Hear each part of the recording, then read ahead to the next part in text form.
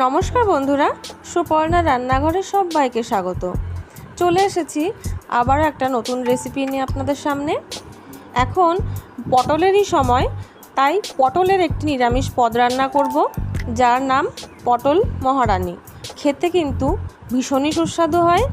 নিরামিষ একটি খাবার, লুচি, পরোটা বা ভাত দিয়ে খেলেও কিন্তু বেশ ভালোই লাগে।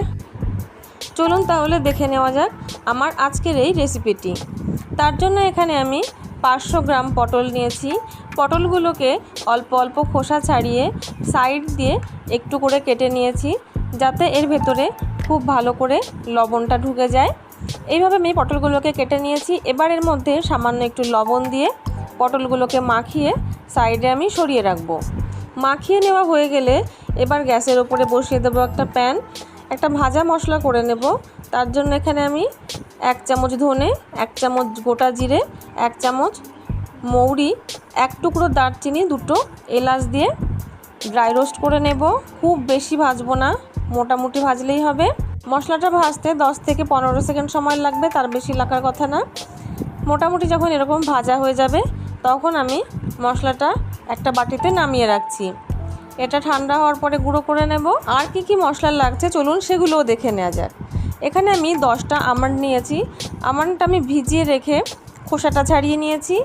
8টা কাজু বাদাম, 1 চামচ মগজ, 4টে কাঁচা লঙ্কা আর ছোট্ট 1 টুকরো আদা। আমি সব মশলা একসঙ্গে বেটে নেব 2 চামচ টক দই দিয়ে। এবার ওই প্যানের মধ্যে সাদা তেল দিয়ে দিচ্ছি। সাদা তেল দিয়ে পটলগুলো ভেজে তুলে নেব। পটলগুলো দিয়ে মিনিটখানেক পরে উল্টে দেব। সব পটলগুলো যখন উল্টে দেওয়া হয়ে যাবে তখন কিন্তু পটলগুলো একটু চেপে চেপে দিয়ে ভেজে নেব, যাতে পটলের মধ্যে থাকা জলটা বেরিয়ে যায়। তবে হ্যাঁ, এই কাজটা করার সময় ভীষণ সাবধানে করতে হবে। তেলের মধ্যে যখন পটলের জলটা বেরোবে তেলটা কিন্তু ভীষণ পরিমাণে ছিটকবে, তাই একটু সাবধানে কাজটা করবেন।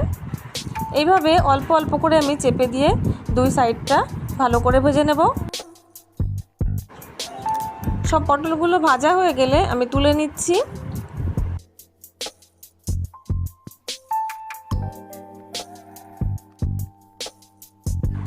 ততক্ষণে মশলাটাও কিন্তু আমার বাটা হয়ে গেছে। এবার আমি প্যানের মধ্যে দিয়ে দিচ্ছি 1 চামচ পরিমাণে কাশ্মীরি শুকনো লঙ্কার গুঁড়ো। তেলে লঙ্কার গুঁড়োটা দেওয়া হলে কালারটা খুব সুন্দর আসবে। এবার দিয়ে দিলাম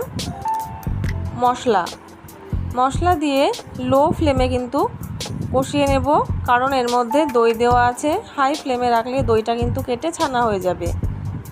তেলের সঙ্গে ভালো করে মিশিয়ে নিয়ে এবার দিয়ে দিচ্ছি মশলার বাটি ধুয়ে সামান্য একটু জল। স্বাদ মতন লবণ দিচ্ছি। যেহেতু নিরামিষ রান্না তাই দিয়ে দিলাম সামান্য একটু চিনি আর ভাজা মশলা 1 চামচ। সমস্ত মশলা ভালো করে মিশিয়ে নিয়ে তেল ছাড়া পর্যন্ত কষাতে থাকবো। যখন তেল ছেড়ে মশলাটা এইভাবে শুকিয়ে আসবে তখন এর মধ্যে দিয়ে দেব 2 কাপ উষ্ণ গরম দুধ। দুধের সঙ্গে মশলাটা আবারও ভালো করে মিশিয়ে নেব। মিশিয়ে নিয়ে ফুটতে দেব 1 থেকে 1.5 মিনিট। খুব বেশিক্ষণ ফোটানোর দরকার নেই। যখন মশলাটা খুব ভালোভাবে এইভাবে ফুটে আসবে তখন এর মধ্যে দিয়ে দেব ভেজে রাখা পটলগুলো কিন্তু মোটামুটি ভাজাই আছে, তাই পটল দেওয়ার পরেও খুব বেশিক্ষণ ফোটানোর একদম দরকার নেই। ওই 1.5 থেকে 2 মিনিট লো ফ্লেমে রান্না করলেই হয়ে যাবে। ঢাকা দিয়ে মিনিটখানেক ফুটিয়ে নেব লো ফ্লেমে।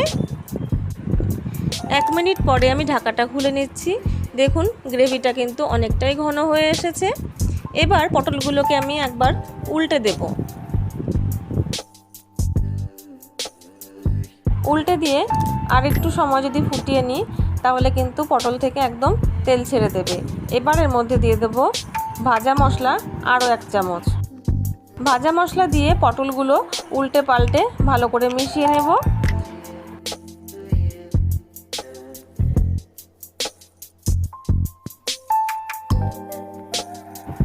মেশানো হয়ে গেলে এবার এর উপরে দিয়ে দেব সামান্য একটু চিলি ফ্লেক্স। এই পটল মহারানী রেসিপিটি আপনাদের কেমন লাগলো তা কমেন্টে অবশ্যই জানাবেন। যদি ভালো লাগে তাহলে চ্যানেলটিকে সাবস্ক্রাইব করার অনুরোধ রইল। পাশে থাকা বেল আইকনটা অবশ্যই প্রেস করে রাখবেন, যাতে আমার পাঠানো ভিডিও পৌঁছে যায় সবার প্রথম আপনার কাছে। চলে আসবো অন্য কোনো নতুন রেসিপি নিয়ে আপনাদের সামনে। ততক্ষণের জন্য নমস্কার। সবাই ভালো থাকবেন, সুস্থ থাকবেন।